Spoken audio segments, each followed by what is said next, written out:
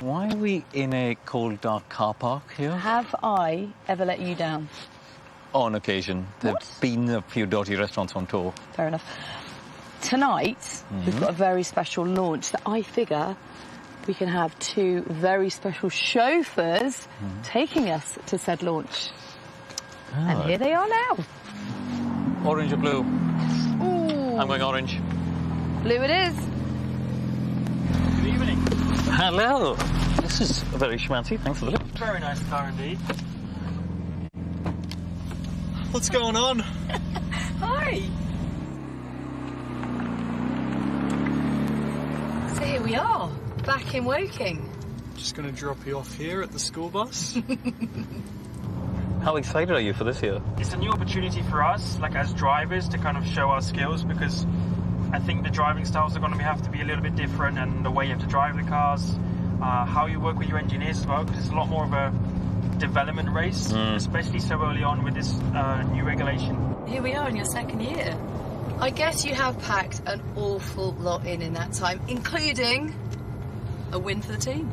That's what we do. Ready to build on that then? Ready for 2022? I've done what I needed to do. Yeah, I am. I'm looking forward to it. It's I think February, so like there's so much talking about it, and it's like, but I just want to get there and like action. When you see that lake and the building, it's pretty iconic in F1, isn't it? It looks good, but when you get to come around here every night, or you get to go inside and see everything, see the boulevard, see all the cars, then you get a true taste of what it's like. It does look pretty magnificent. As much as February's a grind for me, coming from Australia, it is pretty cool. We're in electric mode at the moment. It does feel really good. Oh, hello. Well, listen, I'm excited to go have a look at McLaren's new car this evening anyway, so... I can tell you. Thanks for the lift. You need to go and get scrubbed up, because we have got a very special launch. I do. See you shortly.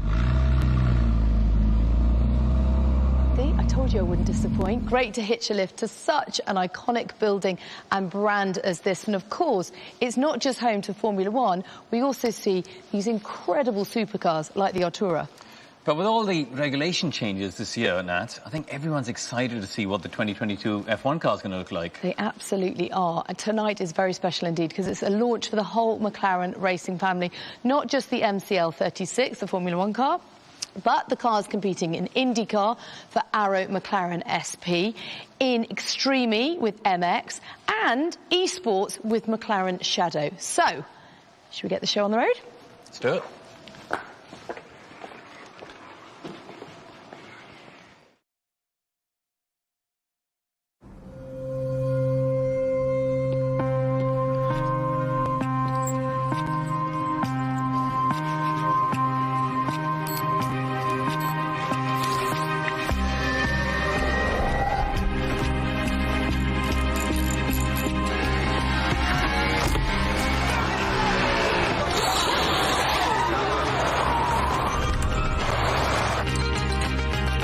Checkered flag down, you're well done, boy.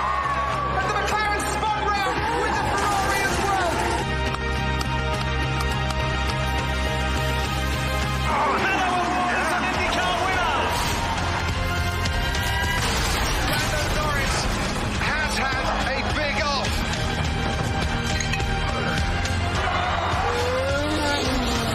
Oh, this is tragedy. I feel so sorry for Norris. Started on the front row, picks up another podium. It's McLaren and Ricciardo that win the Italian Grand Prix. Lando Norris comes home to make it a 1-2.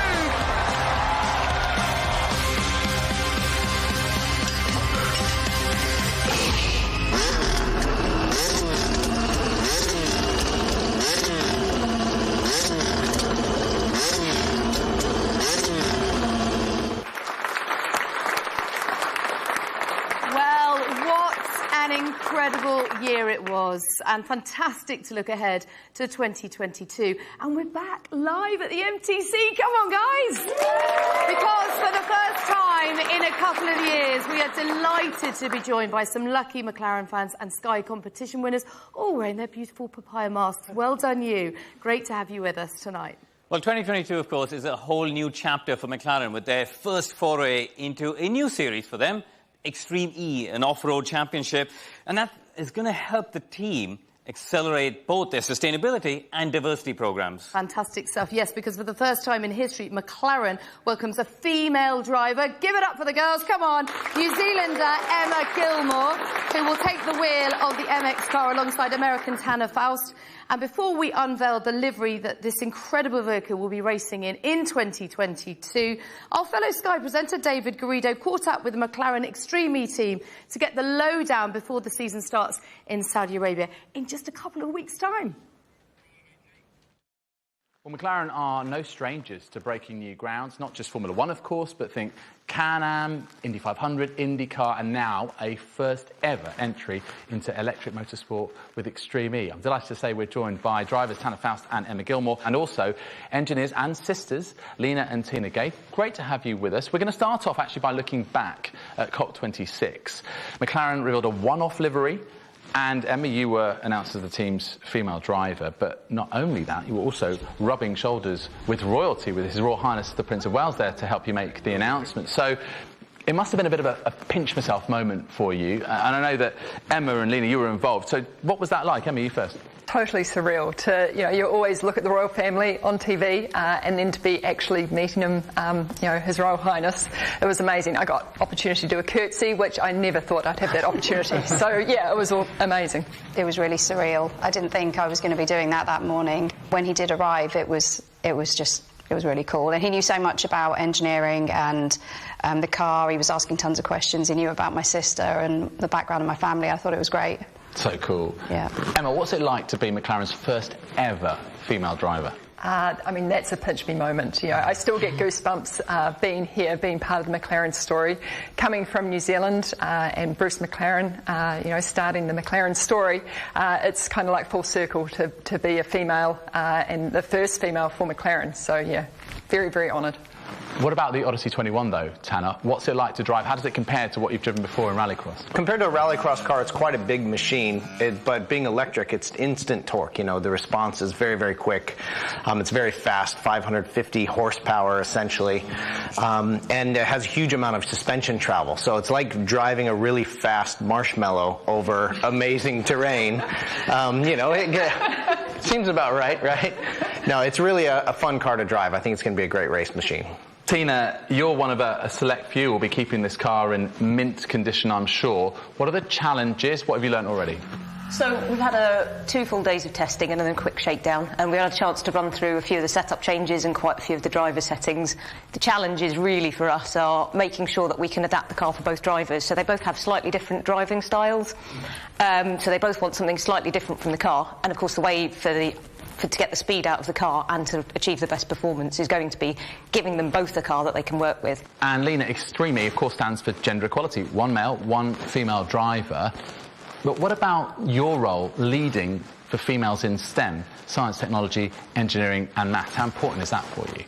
I think it's incredibly important having role models and having people who are visible for young girls and young people in general to see that motorsport is a career that can be taken up by males or females.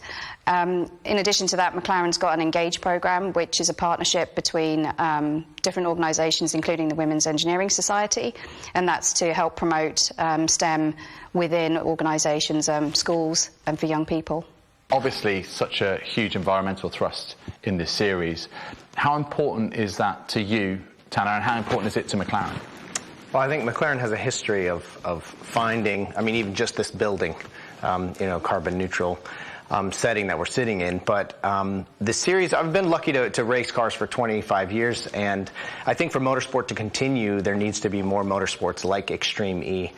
And it's great that McLaren is embracing that. And, carrying scientists around the globe to do environmental studies in regions that maybe don't have the technology or the scientists to do those studies themselves.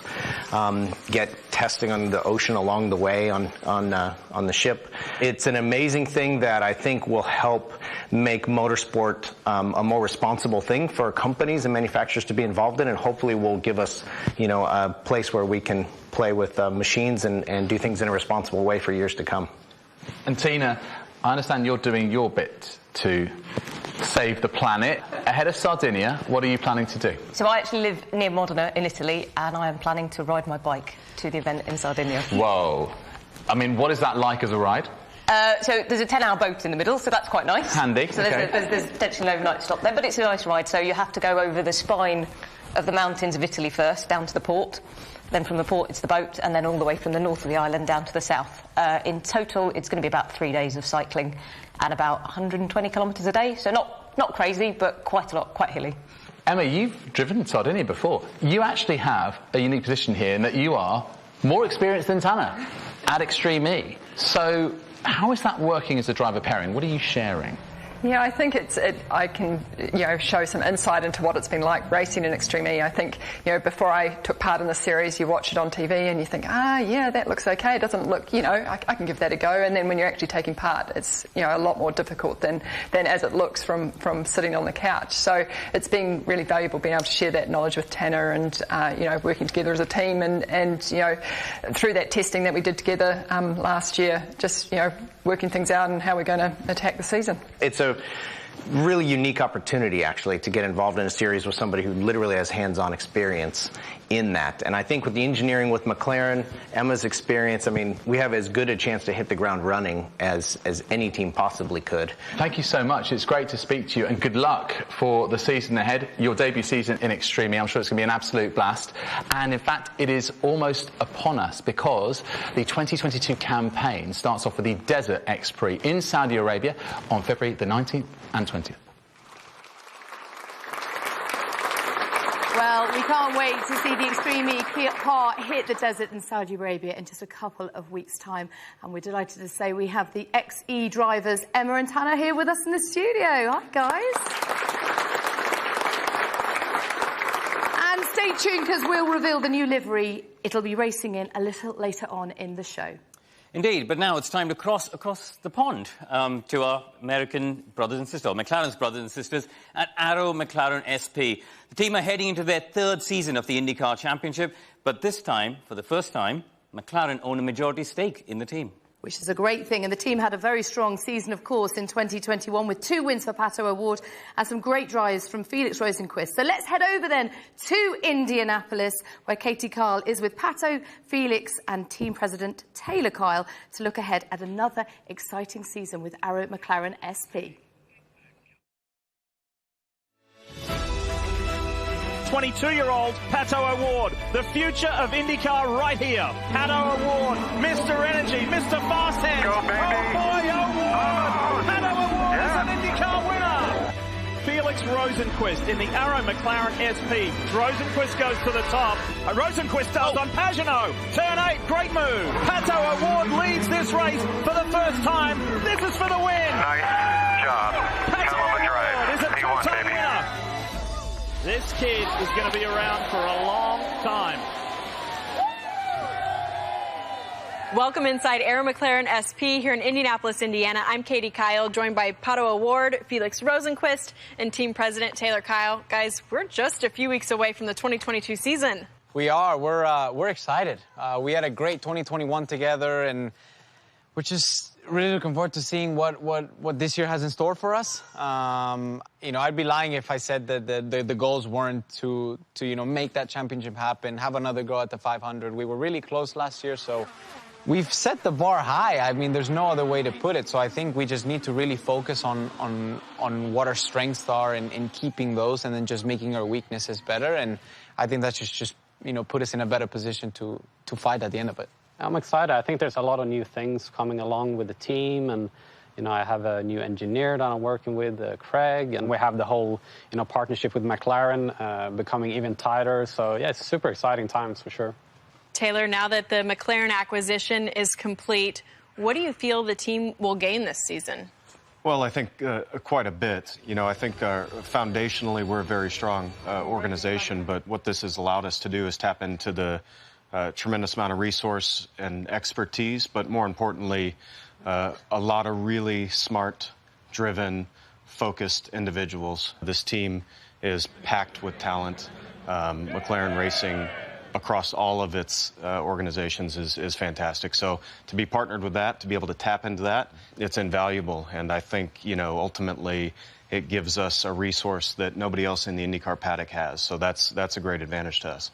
When you start talking to race car drivers about speed, your eyes always light up. And you had some incredible speed at Texas and Indianapolis this year. What did you like about that car? I thought the super speedways were very, like, me together with the car we had there was just amazing. It clicked straight away. We were competitive. We were actually fighting at the front in all 3 of those races. And then it was kind of like a breakthrough on ovals for me as well last year. So I think this year, having that experience with me and with the team, I think we can do some real damage on the ovals for sure. Speaking of the Indianapolis 500, Juan Montoya is back, 2-time Indianapolis 500 champion. The band's back together. What do you like about racing with Juan? He's just a fun guy to have around. He's a huge character in every way, racing, outside of racing, just as a person. He's just very genuine, very direct, and it's just a lot of fun. We really enjoyed him in the team in the month of May last year. Taylor, the team has some incredible partners. Aero Electronics has been around for several seasons now. Views is fairly new to the team, but they're both very active partners. How important is that in today's motorsports? Well, it's incredible. And anytime you're associated with organizations like Aero and Views, their passion and their energy and their desire to connect with the fans is totally aligned with what we want to do as an organization. I got to imagine something else that gives you a little extra tenth on track is your fan base. They are intense. I love hearing the chants from the stands every time I'm on pit lane. It's awesome. It's been really cool, and I've really truly seen like a difference in messages and just people that are watching the races, and it's really cool. It's really cool to see all the 5 shirts out there.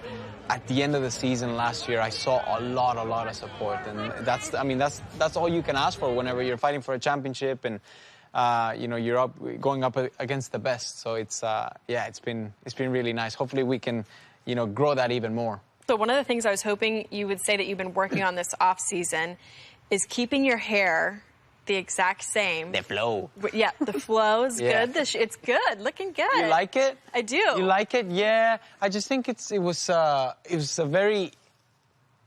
lot easier to maintain. You just grab water and go straight back. But can you keep it the same when you get your helmet off? That's the important thing. We're gonna have to see after. I like the electrocution look. You do? Yeah. I don't cool. like. Water doesn't even get that down. No. Like you put water on top and it's still. Taylor, you're a new dad. We're new parents, have just a 4-month-old baby. How did these guys prepare you for a baby? Did we help train you? I think probably a little bit. You know, last night I was up at 2 o'clock in the morning with a screaming baby. It reminded me a lot of some of our races this year. Oh, good one.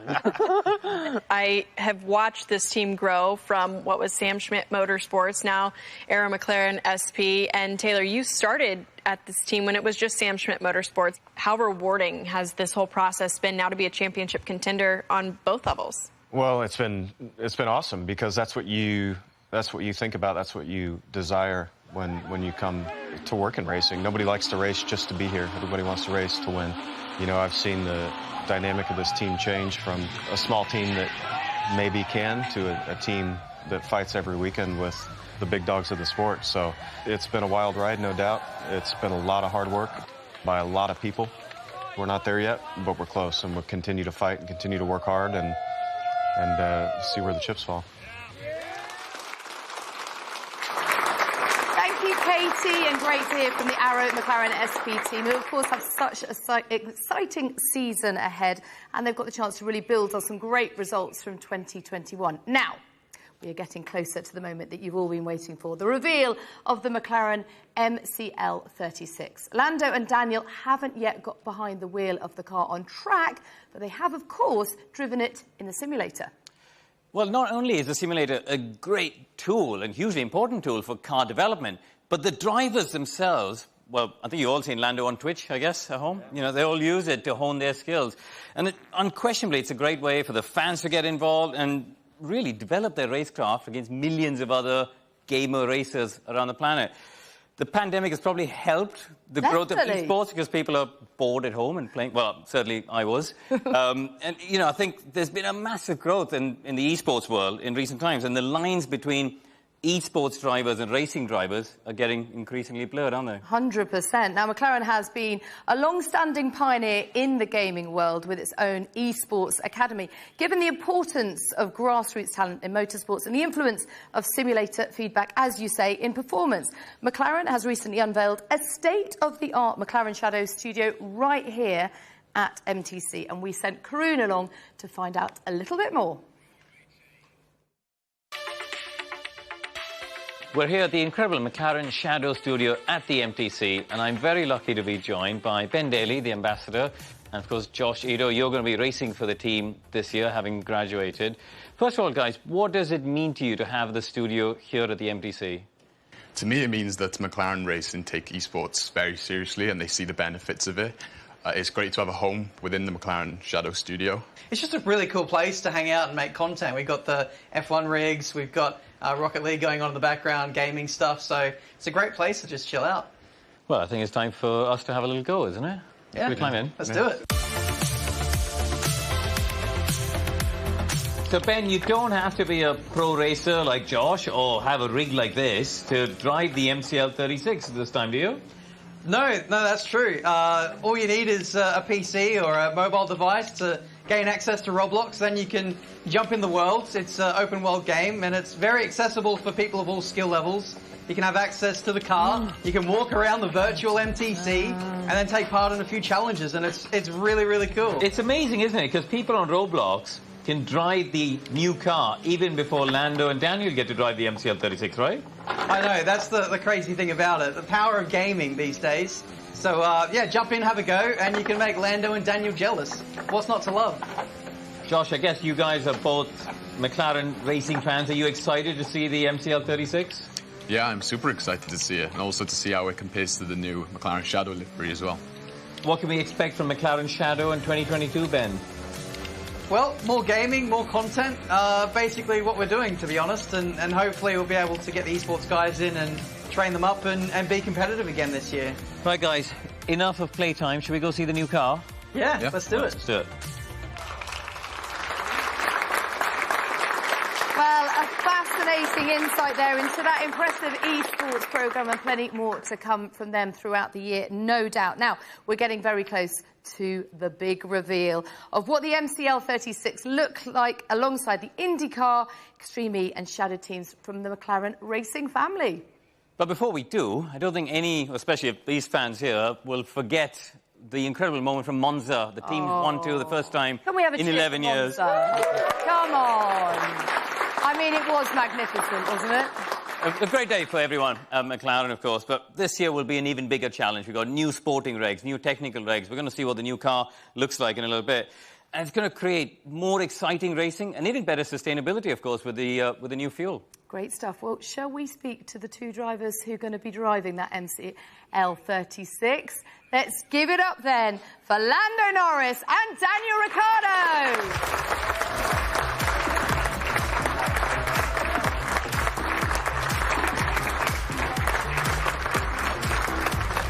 Hello and welcome. So, how was the winter? Lando, great tan. And you, actually. Thanks. You've both been in sunny climes, haven't you? What have you been up to? A bit of everything. Just enjoying some time away from here. As much as it's lovely to be back now. Yeah, away from the racetrack, you know, taking some time away with my friends and so on. Eating a bit of food and then getting back to training and making sure I'm ready for the season. A lot of golf. Obviously, a lot of golf. That's the obvious one. For you, going back to Oz, a bit like me, first time in 2 years, seeing the family, that must have been great. That's got to help your prep for 2022, hasn't it? Yes, it was, yeah, you can relate. Much overdue, much needed. And, yeah, I mean, getting home in general is nice, but obviously to spend it with family and see some friends and just do some, like, normal, simple things for a few weeks felt really good. Food for the soul. And Lando, coming into your 4th season with the team, a new contract. Come on, guys, new contract. That is good news. How good is that for your mindset going into the season? It's, I think, probably the best way to start the season, really. A lot of confidence, nice to see the faith the team have in myself, and then the same back the other way. So, really good, to continue the journey we've been on so far. Of course, we wanted to keep making progress, and we know our goals, especially in like 24, 25, is to really try and reach the top. So, nice to be here till then and continue our journey we've been on together. Great stuff. Well, Danny, second year at McLaren. What's that going to do in terms of prep? You know the people, you know the way you're going to head into the season a bit better than before? Yeah. That's going to help, isn't it? A bit more than that? You're basically saying, come on, mate, pull your finger out. Come on, you won a race last year, so 2, 3? Yeah, that would be nice. Fine. But it must feel different to this time last year. Absolutely, it does. It's don't get me wrong, it's obviously very exciting joining a new team, but it's also kind of overwhelming. There's a lot to do in such a short period of time. So I'm kind of glad that heavy lifting is done. And, coming into this season now, it was kind of even like first day on the simulator. It was like just open the doors, walk in, and it's like, all right, guys, where are we at? Let's get into it. So from that point of view, I think it's just going to flow a lot easier this year. And I'm not saying things are going to come easy, but it'll be more efficient. Well, it's your 12th year in Formula One. You've seen a few rule changes now, 14. He doesn't look old enough. That's what you're supposed to say. This guy's here just basically saying I'm 50 years old. Oh, yeah, basically. But with, the new cars and new rules coming in, do you think the experience of going through these rule changes in the past is going to help you to get used to the new cars here? I hope so. Experience is... it can't be bought, and I think throughout moments, through the season, whether that's all at the beginning when we're trying to adapt to the new car or later, I think it will pay off at some point, and there will be little things I can take from experience. So, I think learning the new car, especially testing, is so important for us, and trying to just, there could be things that I've learned over the years which might just help me just be one step ahead in certain moments, occasions. So, yeah. I'll use the experience, but I'm still a young soul, so I'll keep that in me as well. Well, talking of experience, Lando, to get those 4 podiums and your first pole position last year, you must be able to sort of leverage that and take that momentum into 2022. How excited are you to build on that? I would like to. That's the aim, is to start off the season how we did. I wouldn't say end the season because that wasn't so good. But how we were in the beginning of last year is how we want to kind of start this season. And I think many other areas have improved for sure. It's just we have to wait and see where we're gonna be. So we're working hard, but there's a lot of unknowns. So time will tell. That's what's exciting, though, right? For us lot, anyway. Maybe not for you so much. Well, yeah, I was going to say it's more stressful for them. I guess. But Dan, surely with new rules, is there one area that you think you need to focus on for driving the new car? And because they're different, aren't they? They're heavier, the downforce is produced in a different way. Is there an area you think you need to focus on? With the new cars, I think it's going to be very much about kind of just being open-minded with, I'm sure some things will be expected in terms of if we approach a corner like this, then the car's going to do that. But then other times it might not behave that way. So it's about trying to understand, okay, what do I need to do to get this car in a place where it's happy? So the long and short of it is just to drive, I think, at least in testing, with a very open mind and kind of do what you know, but be very experimental as well to see what the car likes. And then, for me, as the season goes on, or kind of looking at the season ahead, it's just to be consistently at a higher level than I was in 21. That'll help me out as well. Great. Lando, you were in the sim earlier this week. How's prep going? What do you think of driving the new car in the sim? And, how different is it? It is very different. It's obviously we started driving it already last year. And we have the sim drivers as well who are always trying to develop it as well. But it's changing every time we go back in it, because there's constant evolution, there's constant upgrades getting brought to the car. But it's getting better. Of course, it's rough when you start because there's so many things to do to it. But it's nice to see the progress from where we were last year to where we are now, and then hopefully trying to continue that. But the simulator, what we have at the moment, is just our best guess of what it's going to be like. And until we get actually in the car itself, we're not going to know what it's truly like. So it's a good start for sure, and we're working as hard as possible to make it better. Okay, one of our audience members, Megan, would like to put a question to both of you. Megan, where are you? There she is. Great colour coordination, by the way, with the set. You look fantastic.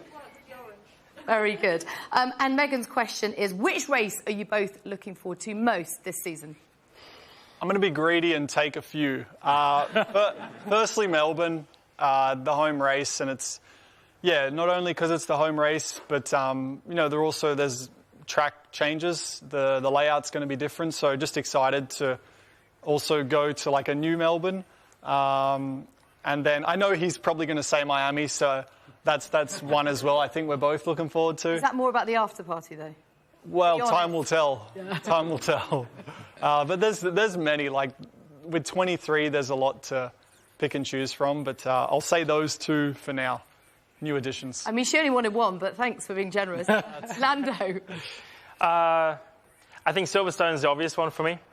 The British fans, to see all of them again. But the main ones I look forward to are the ones we've just not been to for the last few years. Of course, Miami being the new one, but going back to Japan, back to Singapore, they're just cool countries to go to and get to have a good experience at, and awesome tracks as well. So those are on my agenda. Great stuff. Thanks, guys. Right, I think it's about time, don't you? Do you think it's about time? Yes, the moment we've all been waiting for, to see just what these 4 McLaren racing cars are going to look like as they go racing in 2022. And reveal the McLaren MCL36 live right here in the studio. Ladies and gentlemen, just so that you're aware, there will be flashing images. Let's unveil the cars.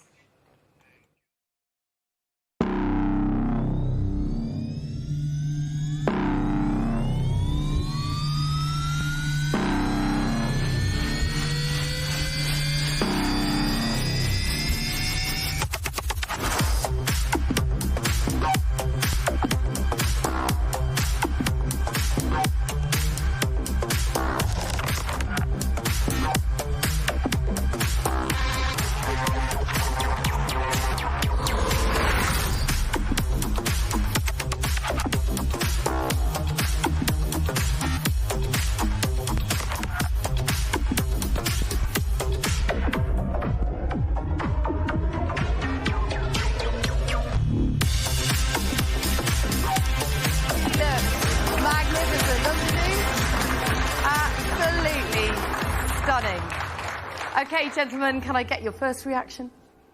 Wow. Yeah. No, I love it. Lovely colours, pops a lot more, I think, than last season, stands out a lot. Shame it's the number 3 where you'll be seeing now, because number 4 looks much better from this side. But apart from that, it looks great. It does pop, though. I mean, there's no missing that on track, is there?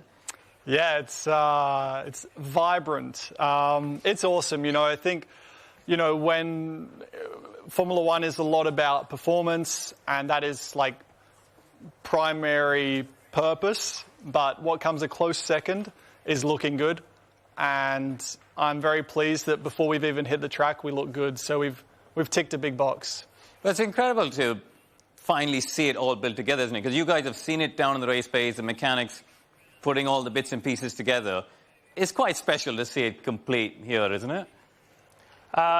I think it is, especially because, you know, this was going to come out in, 2020 or something. So already seeing all the drawings and visions back then, and seeing how it's all come together to put this together, and seeing all the engineers and mechanics making the parts and coming from like single bolts and whatever to put it all together like this is pretty cool. So always a pleasure to be part of and to see. And also great to see the other 3 cars behind us, the Arrow McLaren SP, MX and Shadow cars, all looking stunning. And a little nod to its green credentials there with the blue being a slightly different colour to your blue. Did you notice that? It is. Like that? Well, I mean, the livery looks fantastic, doesn't it? Beautiful. Across all the cars. Stunning. There was Floro Papaya, the new colour. There you go. Thank you very much. Now, but yeah, it does look fantastic. OK. Thank you, chaps, for now. I think we should have another round of applause for the car, for the drivers, for everyone. It's absolutely gorgeous. Now, we know that the 2022 does bring with it a whole raft of changes to the regulations, which has led to the design of this incredible car that Lando and Daniel will be racing this season. And now that we've seen it in the flesh, let's go behind the scenes with Technical Director James Key, Operations Director Piers Thin and Racing Director Andrea Stella to understand what it takes to design and build a car from scratch. So we sent Karun in to find a little bit more about it. The 2022 Formula One rules represents the biggest change to the chassis regulations in 40 years. And therefore I thought it would be a good idea to find three of the technical minds here at McLaren to try and talk me through some of the challenges ahead. James, has there been any carryover at all from 2021 into the new car? Not really. I mean, it is a blank sheet of paper, and I think there are sort of some smaller areas under the skin where things like sort of certain aspects of fuel system design or hydraulics design, that sort of thing, which can still package within the spaces we've got of a 22 car. But the vast majority of it is new. I think the only thing we've really been able to carry over is our knowledge of how to design a Formula One car, and the methodologies and the sort of the beliefs and what makes a quick car and what doesn't. It's always complex in a winter build, and the culmination of the regulations and the quantity all coming together has made it a pretty tough winter. But the guys and girls across the factory have risen to the challenge. Let's talk about the process of conceptualizing and designing the 2022 cars, because obviously very different to recent years. You've got to, from a conceptual point of view, try and meld all of the current knowledge and expertise you have into something which allows you to, for example, join these new tyre characteristics to your aero characteristics, to your suspension characteristics. And a lot of it was theoretical and, I suppose, very conceptual for a long time whilst we tried to do all that work. This is my 25th season now, I think, and I haven't seen something of this magnitude. You know, it's always been variations on a theme. Do you approach the race weekends together with the race engineers differently in terms of the run plan and the program for the weekend? The timetable this year will actually offer a bit more time to rest, thanks to extended curfew time. I think the significant change came last year with the duration of free practice from 90 to 60 minutes. That had a big impact. The session is very tight. You need to be absolutely sharp. We as a team at McLaren, we are in a long-term journey. And for us, it's important that we see progress and we make step forwards year after year. So coming to this year specifically, I'm very encouraged with the level of and the quality of design and simulation that I've seen. But now we are ready to make the next step, which is correlation. We have made large investments in terms of a new wind tunnel, in terms of a new simulator. We've now gone back to ground effects for the first time since 1982. Do you see that being the real big differentiator between the teams and the path of development? I think it's the enablers to get the floor to really tug hard with the ground effect. So it will be visible things. You know, front wing is very restricted, but there's subtleties in there which can be changed and developed, etc. It will be an aero race as always. So last year we had 3 days of testing. This year we have 6. So already looks like it's much more. But in reality, with the new project and 2 drivers, testing is going to be tight and it will look very short. So we'll have to be very efficient, sharp, well organized, and we'll need reliability such that we don't lose running time. How much of a challenge has it been to, design and build this year's car, while, of course, the MCL35 was racing competitively last year? So that's always a trade that you have to make. Switching your resources at the right time is a key one to make, and we were assessing that race by race through last year. Do you still have a few butterflies before the car first runs on track? Always, but that's part of the fun of getting out of a winter build and into the season starting. But I think it's fantastic for everyone back in the factory and also our fans and partners to make sure that we roll out in good order, and really looking forward to it.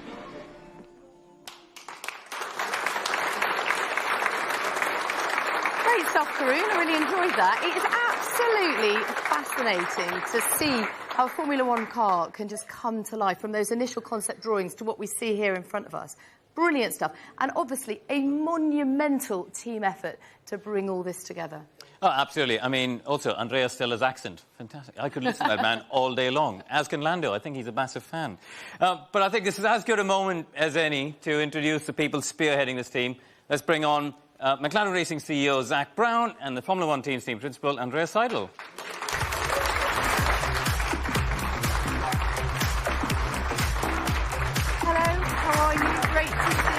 As we've heard, so much work has gone into this. How would you sum up the winter period? Well, it was definitely a very intense winter.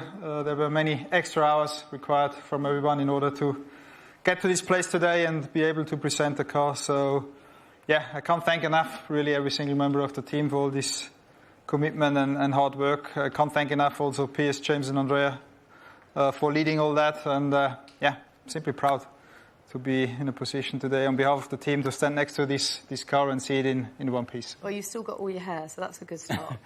But it's an exciting challenge, isn't it, having a regulation change like this? Do you feel the team are ready to head to first Barcelona and then Bahrain, of course? Yeah, I definitely feel that the team is ready. I mean, we had a great season last year. We learned a lot again. We're going into our second year now also with the Mercedes Power Unit, which is a benefit. We have consistency and continuity also with our driver lineup with Daniel and Lando, which will be important as well. So we could really focus on trying to explore really the maximum out of these new regulations. And I have to say I'm very happy how the team was approaching that challenge. I guess we made another step forward in terms of how we all work together between the different departments as well. Lando and Daniel put in a lot of energy as well in the last weeks in order to get ready. So I think we're ready. I'm looking forward to actually hit the track soon. OK, so what does it mean in terms of performance? What are your expectations? That's what everyone here wants to know. Well, the most important thing is, I guess, to simply keep this positive momentum up that we have created in the last years. We have ambitious targets at McLaren. We all want to be part of the generation at McLaren to get back into a position where we regularly can fight for race wins and also championships. At the same time, we have a realistic view on where we are on this journey. We still need more time to further grow as a team. We need more time as well in order to complete all our big infrastructure projects, mainly the wind tunnel. But still, we go into this season ambitious and hungry, and we will try again to further close the gap to the teams that have been running in front of us last year, and hopefully we manage to, again, collect more trophies than last year. Do you know he's hungry a lot of the time now? He's on a whole intermittent fasting thing. Right? Yeah. That's actually true. Yeah. I should have told you. He gave me a whole thing about it. He's lost weight. Yeah. That sounds quite hard. I wanted to give you a hint, but... Yeah, but when you said you were grumpy in the morning, that sort of put me off it a bit. I think it's breakfast. Before we let you go, Andreas, there's a question here from Matt Abraham, one of the fans who is here in the audience. There he is, over there. And I'm going to have to read this out because it's quite a long question, but it's a good one. How do you keep up team morale and a winning attitude while also managing expectations, being realistic where you guys are at, and also your long-term plan to be competitive in a couple of years? And fasting. Got to factor in the fasting to that. How do you keep that up? I think it's simply always important to be straight and transparent with the team on where you are. Setting clear targets as well. I think is also important, being part of this great sport, to create, let's say, a spirit and a culture within the team that everyone feels valued and feels being part of a sports team and is aware of how important his or her individual contribution every day is for the overall performance of the team or the car. And then I guess if you have that culture, you have also this morale that you need in order to go the extra mile every day. And if you then have also two very positive drivers like Lando and Daniel, I think it's a big help as well. If you then have from time to time some great results as well to celebrate, I guess that's what is required in order to have this morale within the team that you need. There you go, Matt. Happy with that? Thanks. Got a thumbs up over there. Right, Zak, to you now. What are your first impressions of this car and indeed the whole McLaren racing family behind you? I think it looks spectacular. I can't wait to see it on the racetrack. All the men and women at McLaren have worked so hard to put this together and our entire racing portfolio. I think it's pretty exciting to announce 4 cars at once. We had our first win in almost 10 years with Daniel, our first pole. in a decade with Lando, a couple wins in IndyCar. No doubt Tanner and Emma are going to have a strong season this year. So to see it all come together, it's great for our fans. It's great for our people. Great partners, over a dozen new partners joining us last year. And then, of course, you know, sustainability is critically important to us, and gender equality, one of the big reasons why we entered Extreme E. So I think very exciting times ahead for us. Absolutely. I mean, as you said, it's an exciting time, but there's also a lot to do, Zach, though, isn't it? I mean, you've got 4 championships here. You're entering a new one at Extreme E. You've taken over a majority stake in the IndyCar team. Obviously, F1 is developing. How are you managing your time with all of this? Because there's sounds like an awful lot to do for one person.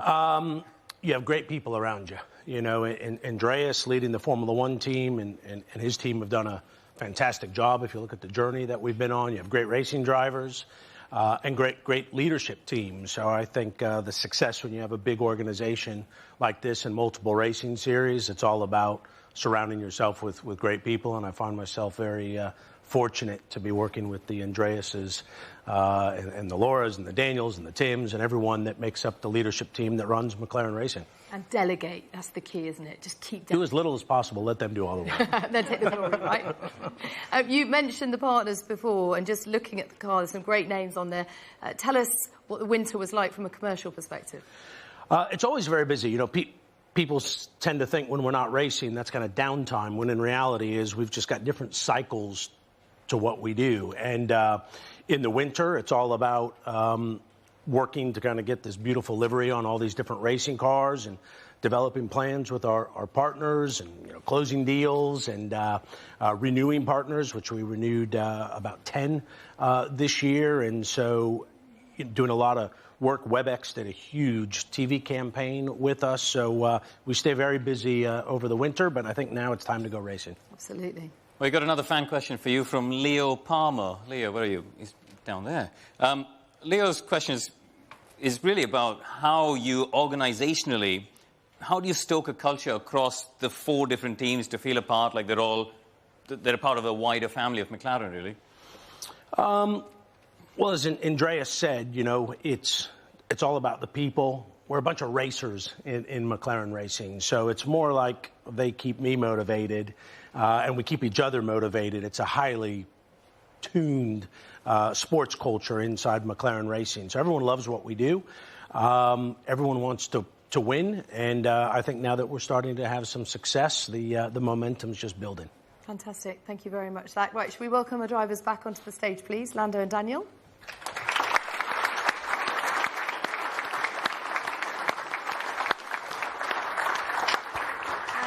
We've got time for another audience question from Anne Chubb. Where are you, Anne? There you are. Hi, Anne. And Anne asks, which one of you will get the most overtakes this year? I figure I kind of know either both of you are going to say. Hopefully not me. Oh, because you'd be further back? If you get more overtakes, yeah. That's true. Okay. Yeah, you thought we were going to say something else. Yeah, but maybe with the sprint races? No, okay. No, the more overtaking... You just want to be on pole and then deliver the win, right? Perfect. Yeah, good. But winning from the back would be cool. Oh, yeah, well, that's true. That's true. You get more glory if you win from the back. So if I could take both, I'll take both. Overtake and wins. You absolutely can. Okay, thank you very much. Thank you, Zach, Andreas, Daniel and Lando. Wonderful to hear from you all as ever, and all the very best for the season. And to look at these stunning liveries is a real treat. So thank you to everyone at McLaren for tonight. It's been great. And thank you all to you guys, the fans, the McLaren fans and everybody watching at home all around the world. It's great to have your company. Guys, come on, let's just have another cheer and let's get into the spirit of this. It's been great, hasn't it?